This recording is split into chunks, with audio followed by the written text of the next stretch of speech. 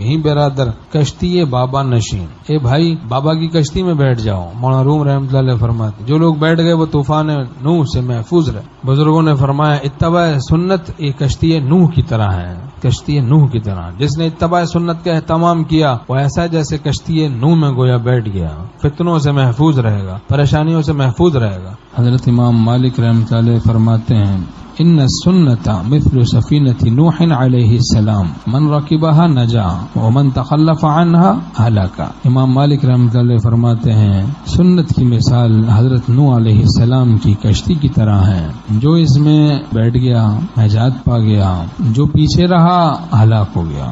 ہے سلامت اہل دل کی کشتیاں، تم نے دیکھی برکت آہو فغاں کرتے رہو، کشتیاں محفوظ رہیں گی، عافیت رہے گی، عافیت رہے گی، عافیت۔ حضرت نوح علیہ السلام کے بیٹے نے کہا کلام پاک میں مضمون ہے کہ میں پہاڑ کی پناہ لے لوں گا، پانی سے محفوظ رہوں گا، لیکن حضرت نوح علیہ السلام نے فرمایا کلام پاک میں مضمون ہے کہ جس کو اللہ بچائے گا آج وہی بچ سکتا ہے، وہی شخص پھر بچ سکتا ہے جس کو خدا بچائے، اور کوئی نہیں بچ سکتا۔ یا بنی ارکم معنا ولا تکن مع الکافرین قال سآوی الی جبل یعصمنی من الماء قال لا عاصم اليوم من امر اللہ الا من رحم وحال بینہم الموج فکان من المغرقین۔ اب یہ گفتگو چل رہی ہے، ان دونوں کے درمیان میں موج حائل ہو گئی، پھر وہ غرق ہو گیا۔ وقیل یا ارض ابلعی ماءک ویا سماء اقلعی۔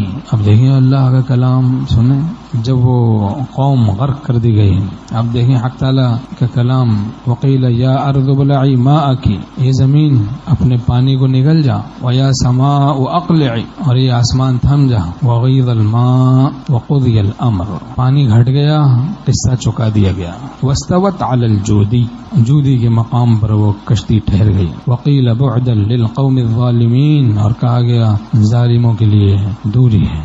تو جو لوگ اہل اللہ کی کشتی میں بیٹھ گئے ان سے اصلاح کرواتے رہتے ہیں، تو پھر وہ جو فحاشی عریانی، بے حیائی، ضلالتوں، گمراہی، فتنوں کے سیلاب سے وہ محفوظ رہتے ہیں، فتنوں کے اور طرح طرح کی بلاؤں سے وہ محفوظ رہتے ہیں۔ گوشہ عافیت ہے، صحبت اہل اللہ، تعلق اہل اللہ گوشہ عافیت ہے اور ایک حفاظتی حصار ہے۔ بہت سی بلاؤں سے، گناہوں سے آدمی خاموشی سے محفوظ ہوتا ہے۔ بچہ چھوٹا سا ہے، اماں ابا کے پاس ہے، بہت سی بلاؤں سے، بیماریوں سے خاموشی سے محفوظ ہے۔ بھوک لگتی ہے دودھ مل جاتا ہے اس کو، اور اس کو جناب پیاس لگتی ہے پانی مل جاتا ہے اس کو وقت پہ۔ اب اسے پتہ نہیں ہے لیکن وہ خاموشی سے کتنی پریشانیوں سے محفوظ ہے۔ اس کو جناب لائٹ جاتی ہے تو اس کا باپ جنریٹر چلا دیتا ہے، یا کوئی جناب ایمرجنسی فین ہے، کوئی چارجنگ فین ہے وہ چلا دیا جاتا ہے، اس کی ماں چلا دیتی ہے، اب وہ بچہ خاموشی سے سوتا رہتا ہے۔ بہت ساری پریشانیوں سے وہ چھوٹا سا بچہ محفوظ رہتا ہے۔ ایسے ہم لوگ اہل اللہ سے تعلق رکھیں تو ہم بہت ساری بلاؤں سے، بیماریوں سے محفوظ رہیں۔